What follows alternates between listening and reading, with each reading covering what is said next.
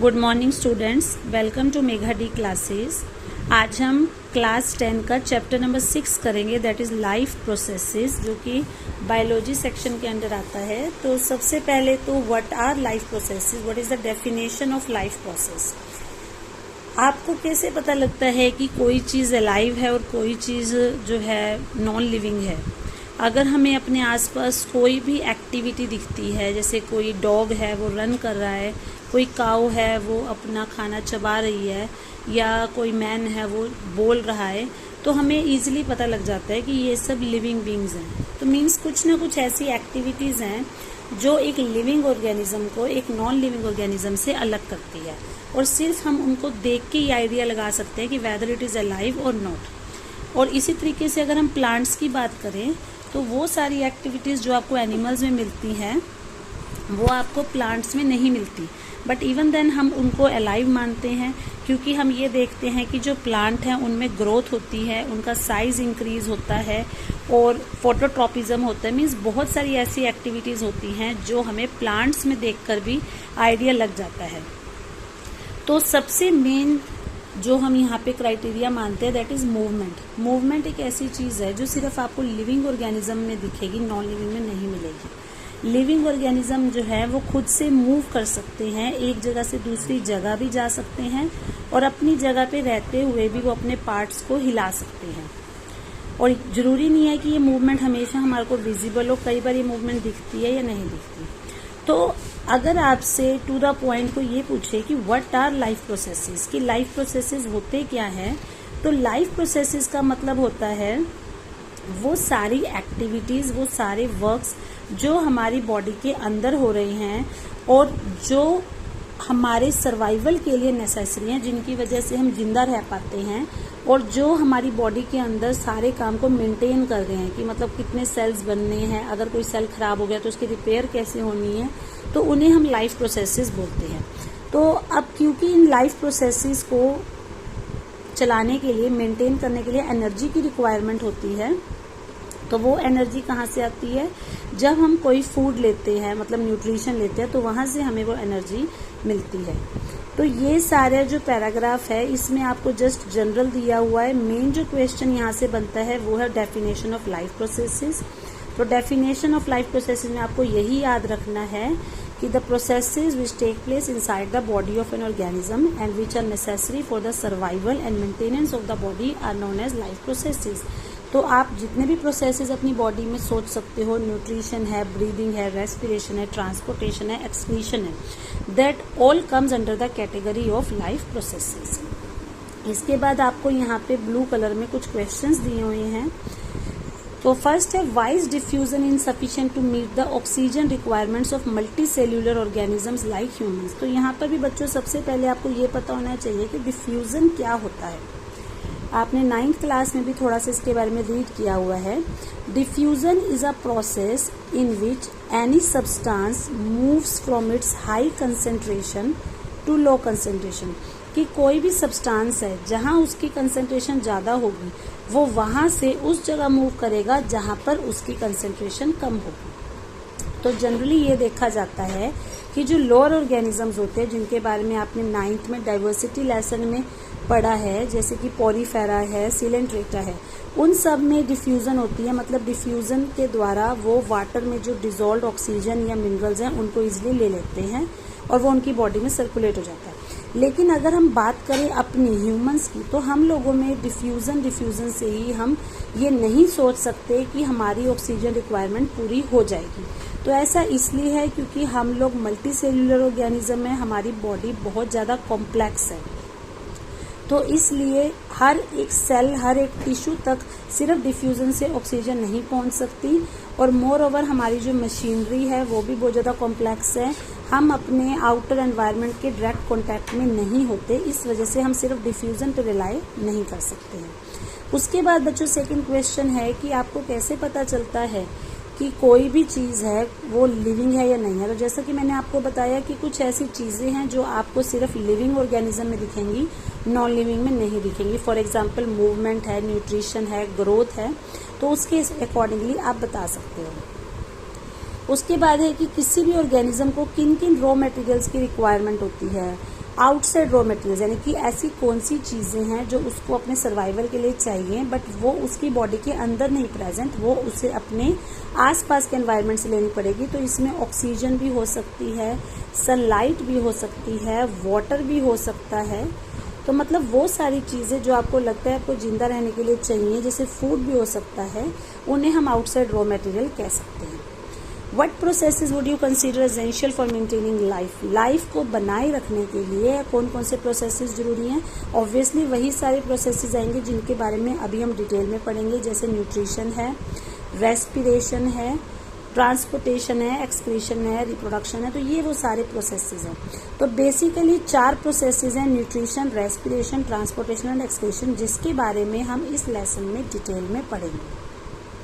और आपके final exam में ये लेसन जो है जनरली ज़्यादा मार्क्स का ही आता है। जो लॉन्ग क्वेश्चन होता है आपका 5 या 6 मार्क्स का, वो हमेशा इस लेसन में से आता है। और साथ ही साथ इस लेसन में आपके डायग्राम्स भी बहुत सारे हैं। तो हमने हर एक प्रोसेस से रिलेटेड जो सिस्टम है और उसका डायग्राम, उसकी फंक्शन सबको बहुत अच्छे से करना है। तो सबसे पहले बच्चों हम बात करते हैं न्यूट्रिशन की। न्यूट्रिशन क्या होता है? जब हम अपने आसपास प्रेजेंट किसी भी चीज़ से फूड लेते हैं, मतलब कोई भी चीज़ जो आप एज अ फूड ले रहे हो ताकि आपको उससे एनर्जी मिल सके, उसको हम न्यूट्रिशन बोलते हैं। अब आपको पता है कि चाहे कोई ऑर्गेनिज्म छोटा है, चाहे बड़ा है, चाहे प्लांट है, फूड जो है वो हर एक को चाहिए। इसी तरीके से अगर हम प्लांट्स की बात करें तो प्लांट्स जो है आपको पता है कार्बन डाइऑक्साइड वाटर की हेल्प से अपना फूड खुद भी प्रिपेयर कर सकते हैं, इसलिए उन्हें हम ऑटोट्रॉफ्स बोलते हैं। कुछ ऑर्गेनिज्म ऐसे होते हैं जो प्लांट्स के द्वारा बनाए हुए फूड को यूज़ करते हैं, और कोई भी ऑर्गेनिज्म है उसकी बॉडी में एंजाइम्स पाए जाते हैं। एंजाइम्स होते हैं बायोकैटालिस्ट। बायोकैटालिस्ट मतलब ऐसे सब्सटेंसेस जो रिएक्शन की स्पीड को इंक्रीज कर देते हैं, तो वो हमारी बॉडी में नेचुरली प्रेजेंट होते हैं। तो 2 तरह के ऑर्गेनिज्म होते हैं, एक होते हैं ऑटोट्रॉफ्स, एक होते हैं हेटेरोट्रॉफ्स। ऑटोट्रॉफ्स जिसमें मैंने आपको बताया ग्रीन प्लांट्स आते हैं जो अपना फूड खुद प्रिपेयर कर सकते हैं with the help of sunlight, chlorophyll, carbon dioxide and water. और हेटेरोट्रॉफ्स वो ऑर्गेनिज्म होते हैं जो अपना फूड खुद नहीं बना सकते, इसलिए उन्हें ऑटोट्रॉफ्स पर डिपेंड रहना पड़ता है, जिसमें एनिमल्स, फंजाई और इवन हम लोग भी हेटेरोट्रॉफ्स की कैटेगरी में ही आते हैं। तो अब ये ऑटोट्रॉफिक और हेटेरोट्रॉफिक हमने 2 मोड्स बना दिए न्यूट्रिशन के on the basis of the food requirement. तो पहले हम बात करते हैं ऑटोट्रॉफिक न्यूट्रिशन, जिसमें आपके ग्रीन प्लांट्स और कुछ बैक्टीरिया भी आते हैं। तो आप 6-7 क्लास से फोटोसिंथेसिस के बारे में पढ़ते आ रहे हो। सो फोटोसिंथेसिस क्या होता है? The process by which green plants make their food with the help of carbon dioxide, water, sunlight and chlorophyll is known as photosynthesis. Okay, ये चीज़ आप हमेशा पढ़ते आ रहे हो। तो फोटो का मतलब होता है लाइट, सिंथेसिस का मतलब होता है टू प्रोड्यूस। तो जब कोई ऑर्गेनिज्म लाइट की प्रेजेंस में अपना फूड खुद प्रिपेयर करता है तो उसे हम फोटोसिंथेसिस बोलते हैं। और जनरली ये प्रोसेस ग्रीन प्लांट्स में होता है, क्योंकि ग्रीन प्लांट्स के अंदर एक पिगमेंट होता है दैट इज़ क्लोरोफिल, जिसकी वजह से उनका रंग ग्रीन है। और अगर क्लोरोफिल नहीं होगा तो फोटोसिंथेसिस नहीं हो पाएगी। वाई? क्योंकि क्लोरोफिल ही वो सब्सटेंस है जो सनलाइट को एब्जॉर्ब करने में हेल्प करता है, और जब तक सनलाइट एब्जॉर्ब नहीं होगी तब तक बाकी का प्रोसेस नहीं स्टार्ट होगा। आप ऐसे समझ सकते हो कि जैसे मान लो आपको खाना बनाना है, आप खाना बनाने के लिए सबसे पहले जो भी आपका बर्तन है उस बर्तन को गैस पे रखोगे, उसमें ऑयल डालोगे, जब वो गर्म हो जाएगा तब आप उसके अंदर अपनी बाकी चीज़ें डालते हो। तो अब सपोज करो कि जो आपने अपना बर्तन लिया था, यूटेंसिल लिया था, अगर वो ऐसा होता कि वो फ्लेम को एक्सेप्ट ही ना करता, मतलब वो आग पे रखने से गर्म ही ना होता, तो क्या आप अपना खाना बना सकते थे? नो। सो सिमिलरली यहाँ पर भी जब तक क्लोरोफिल नहीं होगी तब तक वो लाइट को एब्जॉर्ब नहीं करेगा, और जब तक लाइट एब्जॉर्ब नहीं होगी तो बाकी का प्रोसेस स्टार्ट नहीं होगा। और यहाँ पर आपको एक चीज़ ये भी याद रखनी है कि प्लांट्स के अंदर जो फूड है वो ग्लूकोज की फॉर्म में बनता है, और एक्स्ट्रा जो ग्लूकोज बच जाता है वो स्टार्च के रूप में जमा हो जाता है। क्योंकि आपको पता है कि जितना भी फूड प्लांट्स बनाएंगे सारा का सारा एकदम से तो यूटिलाइज होगा नहीं, तो कुछ ना कुछ फूड ऐसा होगा जिसको वो स्टोर करके रखते हैं। तो प्लांट्स के अंदर वो स्टार्च की फॉर्म में स्टोर हो जाता है, और एनिमल्स की अगर हम बात करें तो हमारी बॉडी के अंदर जो एक्स्ट्रा फूड है वो ग्लाइकोजन की फॉर्म में स्टोर हो जाता है। अब यहाँ पे आप नेक्स्ट पेज पे देख सकते हो कि फोटोसिंथेसिस के रिएक्शन को ही इन्होंने दोबारा से डिस्कस किया हुआ है। अगर आप इसकी जनरल रिएक्शन देखो तो CO2 plus water plus chlorophyll plus sunlight, जो मैंने आपको बताया था कि 4 चीज़ें हैं जो फोटोसिंथेसिस के लिए चाहिए होती हैं, ये चारों रिएक्ट करके ग्लूकोज, ऑक्सीजन एंड वाटर बनाती है। यहाँ पर आपको मैं एक चीज़ बता दूं कि जिस टाइम मैंने आपको फर्स्ट लेसन की वीडियो शेयर की थी, वहाँ पर भी मैंने आपको बताया था कि this reaction is very important, क्योंकि ये रिएक्शन फोटोसिंथेसिस एंड रेस्पिरेशन दोनों में आती है।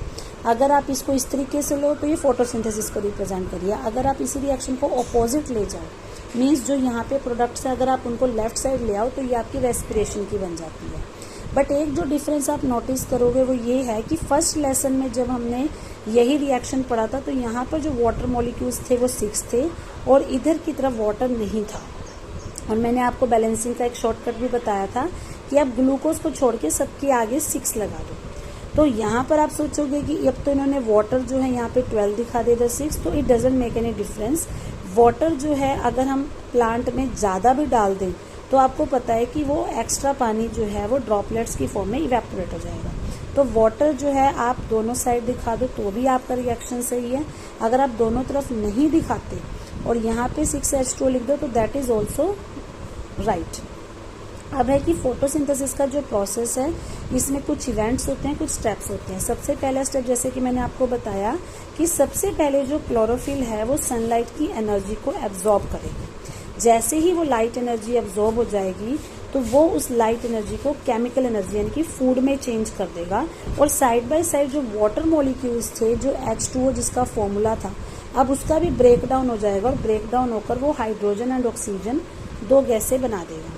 और साथ ही साथ अब जो कार्बन डाइऑक्साइड है वो कार्बन डाइऑक्साइड इस हाइड्रोजन के साथ रिएक्ट करेगी और उसका रिडक्शन होगा। अगेन जैसे कि हमने फर्स्ट लेसन में पढ़ा था, रिडक्शन का मतलब होता है एडिशन ऑफ हाइड्रोजन।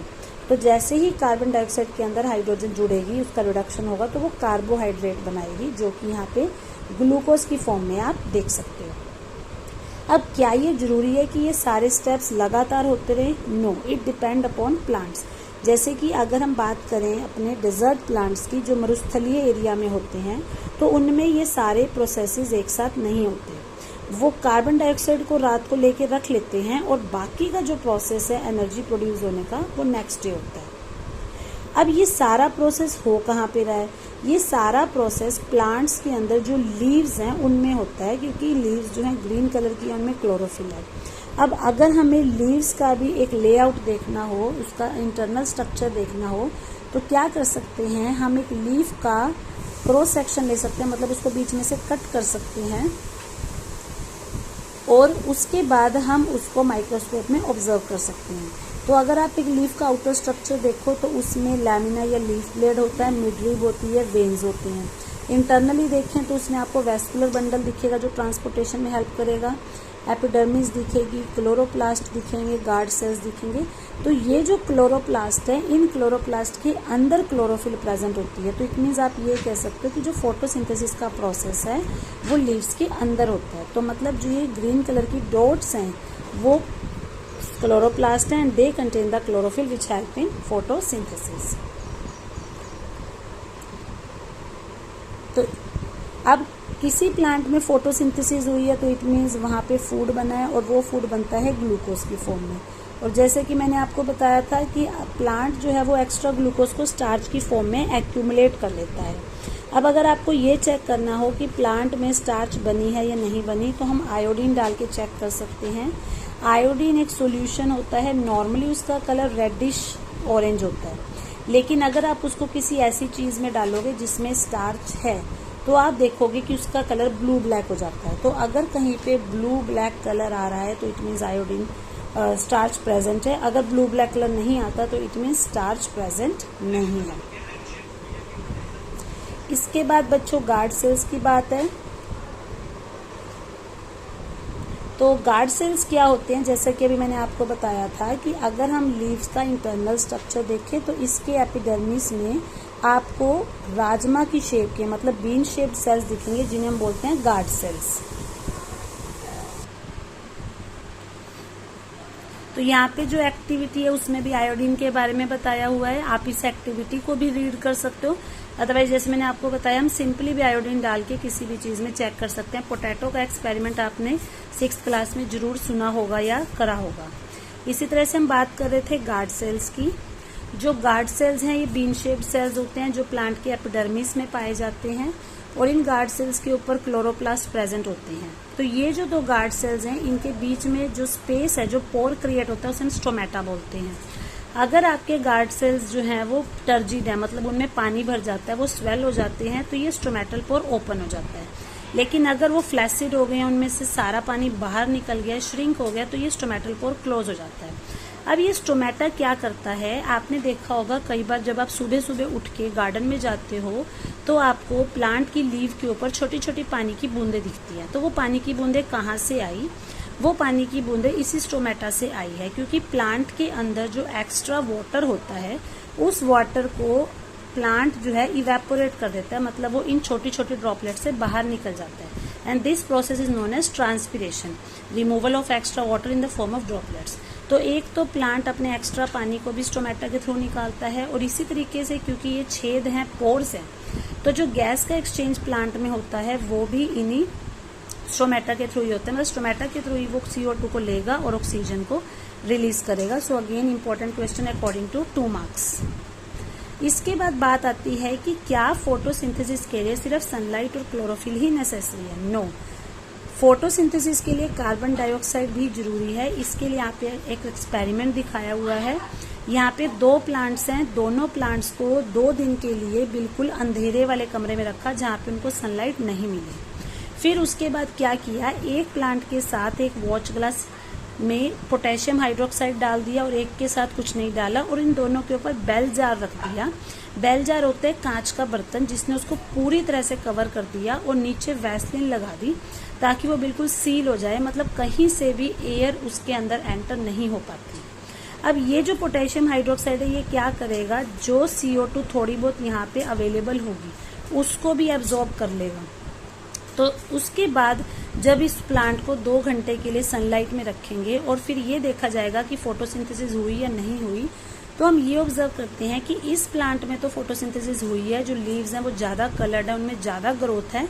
लेकिन इसमें ऐसा कुछ नहीं है, बिकॉज यहाँ पर पोटेशियम हाइड्रोक्साइड रखने से उसके अंदर बिल्कुल भी कार्बन डाइऑक्साइड एंटर नहीं हो पाई, और कार्बन डाइऑक्साइड एंटर ना होने की वजह से उसकी जो ग्रोथ है वो नहीं हो पाई। बट यहाँ पे कार्बन डाइऑक्साइड उसको प्रॉपर मिली है तो वो फोटोसिंथेसिस कर पाया। तो यहाँ से हमें ये क्लियर होता है कि फोटोसिंथेसिस के लिए सिर्फ क्लोरोफिल और सनलाइट ही नहीं चाहिए, फोटोसिंथेसिस के लिए carbon dioxide and water are equally necessary. ये सारी चीज़ें होंगी तभी वो मिलेगा। और साइड बाय साइड आपने ये भी देखा होगा कि कई बार हमें प्लांट को ग्रोथ के लिए कुछ दूसरे केमिकल्स भी देने पड़ते हैं जो हम जनरली फर्टिलाइजर की फॉर्म में देते हैं। तो बच्चों आज हमने इस वीडियो में ऑटोट्रॉफिक न्यूट्रिशन के बारे में पढ़ा, process of photosynthesis, life processes general पढ़ा। आप यहाँ तक इसको अच्छे से रीड करें, और अगर आपको कोई डाउट है तो आप मेरे से मैसेज या कमेंट्स में पूछ सकते हैं।